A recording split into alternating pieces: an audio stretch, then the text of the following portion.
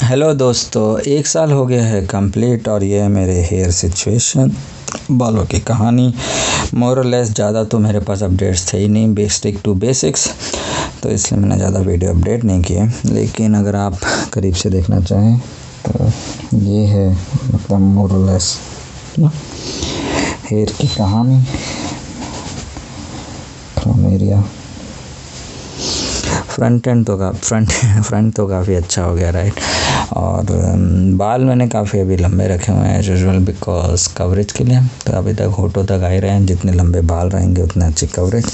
I don't know अगर मैंने छोटे कर दूंगा तो क्या होगा, बट ना ये देखिए मैंने अगर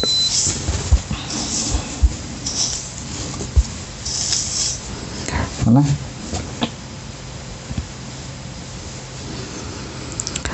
अच्छा, लंबे बाल रखने के रीज़न ताकि हेयर स्टाइल अच्छा रहे, हेयर अच्छे बने, है ना। ये सब भी इम्पोर्टेंट है और दिखने में अच्छा लगे। अब अगर मैं देखा जाऊँ तो मैं कर क्या रहा हूँ, ओहो 1-2 बाल उड़ भी गए, देखिए जैसे, है ना। अभी भी बाल गिरते हैं, ऐसा नहीं गिरते, हेयर ट्रांसप्लांटेड। जब मैं कहता हूँ बेसिक्स का मतलब ये है कि पहले आप सुनने में आता ही होगा कि हेयर ट्रांसफ़र कईयों का फेल हो जाता है। तो उसमें यह है कि आपको ये भी आइडेंटिफाई करना चाहिए कि आपको हेयर फॉल हो क्यों रहा है। मेन रीज़न भूल जाओ थोड़ी देर के लिए DHT थ्योरी और जेनेटिक्स और ये सब। तो मेरे केस में तो था सेबोरिक डर्माटाइटिस, और फिर मैंने बाद में रियलाइज़ किया हार्ड वाटर भी। अब ये आप बोलेंगे रियलाइज़ कैसे हुआ? ये रियलाइज़ इन द सेंस कि जब मैं इस जर्नी में था तब मैंने ध्यान दिया। तो उसके लिए मैंने जैसे बताया, जैसे मैं ये मस्टर्ड ऑयल हो गया, कैस्टर ऑयल हो गया, फिर ये नीम ऑयल तो बहुत ही इंपॉर्टेंट है, right. I mean for seborrheic. तो इस साल एटलीस्ट मुझे सेबोरिक डर्माटाइटिस का इंस्टेंस नहीं हुआ, विच इज़ हाईली पॉजिटिव। और सिमिलरली फिर मैंने अभी लेटली लास्ट 2 महीने में देखा कि हाँ यार, पानी भी तो हार्ड होता है, मतलब उसमें कैल्शियम ज़्यादा होता है। तो हमने तो केमिस्ट्री में पढ़ा था, राइट। अगर कुछ मैग्नीशियम का रिलेशन लगा दो तो फिर मैंने एक मैग्नीशियम ऑयल बोलते हैं, है कुछ नहीं एक्चुअली मैग्नीशियम क्लोराइड है, इसमें तो 31% लिखा है with water and so on. तो वो मैंने लगाना शुरू कर दिया है यहाँ पे। तो मैं एक लिंक भी डाल दूँगा, उसमें भी कोई स्टडी हुई थी। तो उसमें क्या था कि जैसे फॉर एग्जांपल कभी एक्सीडेंट में लेट से कोई 2 लोगों की डेथ हो गई, एक पूरा गंजा आदमी था, एक नॉन गंजा। तो जो गंजा आदमी था उसके सर के अंदर ना कैल्शियम का भी बहुत ज़्यादा डिपॉजिट, एक लेयर भी जमा थी जो हार्ड हो जाती है, जैसे कैल्सिफिकेशन भी बोलते हैं, राइट। तो अब जो लोग स्पेशली सी साइड में रहेंगे या मुंबई, चेन्नई या कोस्टल एरियाज़ में, तो वहाँ चांसेस ज़्यादा है क्योंकि वहाँ वाटर टिपिकली हार्ड होता है, राइट, सॉफ्ट नहीं होता। और अगर हार्ड वाटर होगा तो धीरे धीरे तो जमा होगा ही ना, या तो आप उसको पूरा रिमूव करो। और आपने ध्यान भी दिया होगा मैं जो शैम्पू वैम्पू बोलता हूँ उसमें सल्फेट और ये सब नहीं होने चाहिए, राइट, सल्फेट फ्री होने चाहिए। तो और जनरली कैल्शियम जो आता है वो टिपिकली सल्फेट के साथ भी आता है, एक तरीके से केमिकल। तो इस तरह के मैग्नीशियम क्लोराइड वो शायद मुझे लग रहा है उससे भी काफ़ी हेल्प हुई है। तो अब ये देखिए मैं आपको घुमा के दिखा रहा हूँ। तो ये मेरे बालों की कहानी है ना। अब आप कहेंगे कि क्या आप हैप्पी हो? तो ऑब्वियसली मैं तो हैप्पी हूँ।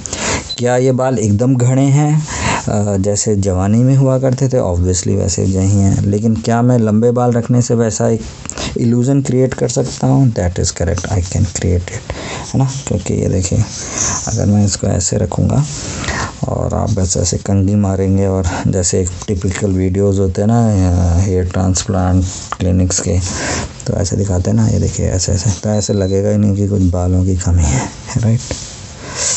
बट ओवरऑल पॉइंट मेरा ये था कि हेयर ट्रांसप्लांट के बाद भी हेयर फेल हो सकते हैं, और लोग बोलते हैं आपने प्रॉपर केयर नहीं करी या बॉडी रिस्पॉन्स का, या वो मोर और लेस इसका रिलेशन ये भी है कि इन्वायरमेंट क्या है, कि आपका डर्मेटोलॉजिस्ट से जब चेक कराओ तो देख लो कोई स्किन रिलेटेड तो नहीं है कोई सब। जैसे मेरे केस में तो मुझे क्लियरली 2 चीज़ें अगर आज की डेट में लुक बैक करनी पड़े तो समझ में आता है, राइट, सेबोरिक डर्माटाइटिस और हार्ड वाटर। तो आप वो 2 चीज़ों को देखें।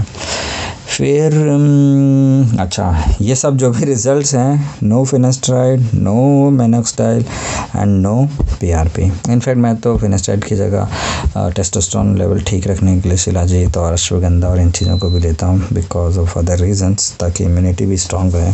आजकल तो आपको पता ही है राइट, फ्लू का भी इतना रहता है। तो मोटा मोटा ये कहानी है ना। और आप मेरा अगर बार्डनेस लेवल ओरिजिनल देखोगे तो उसमें तो बहुत लंबी बार्डनेस थी। तो आई एम प्रिटी हैप्पी, काफ़ी हैप्पी हूँ मैं, काफ़ी खुश हूँ इन बालों की कंडीशन में। क्या मैं और चीज़ें भी और कर रहा हूँ? टू बी ऑनेस्ट बाकी चीज़ें मैंने कम कर दी हैं, जैसे मसाज हो गया, या बीच में मैंने और भी कुछ छोटे छोटे एक्सपेरिमेंट किए थे, अब वो इतने इंपॉर्टेंट नहीं रहे। तो अब मेनली मैं स्टिल स्टिकिंग टू बेसिक्स। हाँ, एक मल्टी हेयर विटामिन ऑल्सो। तो ऑयल, कम्बिनेशन ऑफ ऑयल, फिर अपना मैग्नीशियम क्लोराइड आ गया है पिक्चर में, और मल्टी हेयर विटामिन। इन तीनों से आई थिंक मुझे काफ़ी फ़र्क पड़ा है। और एक चीज़ और, जैसे अभी जो कॉम है, मैंने जैसे बताया था कि थोड़ा बड़ी ले ली ताकि थोड़ा गैप ज़्यादा, क्योंकि बड़े लंबे बाल हो गए ना, तो अगर पतले थोड़े गैप कम होते थे तो बाल काफ़ी झड़ भी जाते थे, तो फंस जाते हैं, तो उड़ जाते हैं, है ना। जैसे अभी मैं कर रहा हूँ तो थोड़े फंसने की कोशिश कर रहा है राइट।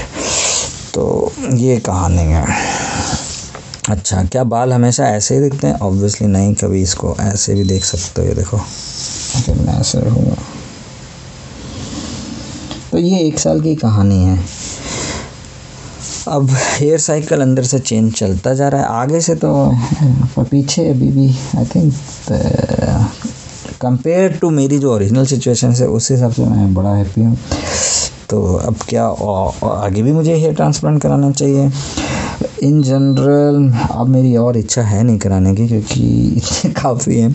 अगर कुछ ज़रूरत पड़ी तो फिर सोचूंगा। अगर कोई ऐसा एक्सपेरिमेंट आ जाए जैसा साइंस में बोल रहे हैं कि आप स्टेम सेल का फ्यूचर में आएगा कि आप 10 बाल दो उससे 100 बाल हो जाते हैं, वो ज़्यादा बेटर है। अभी क्या है कि ये डोनर एरिया लिमिटेड है, तो जितने बाल यहाँ है उतने बाल यहाँ लगेंगे, और फिर कितने ग्रो करेंगे उसमें भी 5 से 10% फेल हो जाते हैं।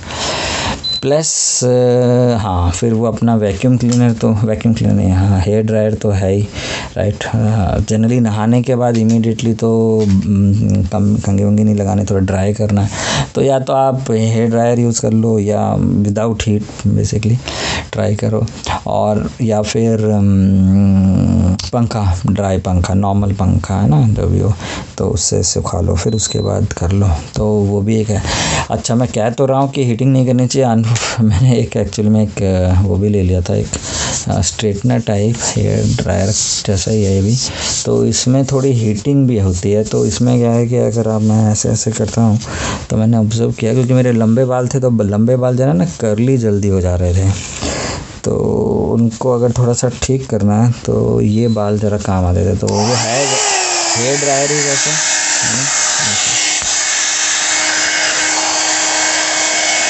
तो इसमें भी वही ऑप्शन है कि बिना गर्मी के और या गर्म के साथ। तो मैं हल्का सा गर्म के साथ कर लेता हूँ, तो उससे क्या होता है कि बाल जल्दी अच्छे से सेट हो जाते हैं।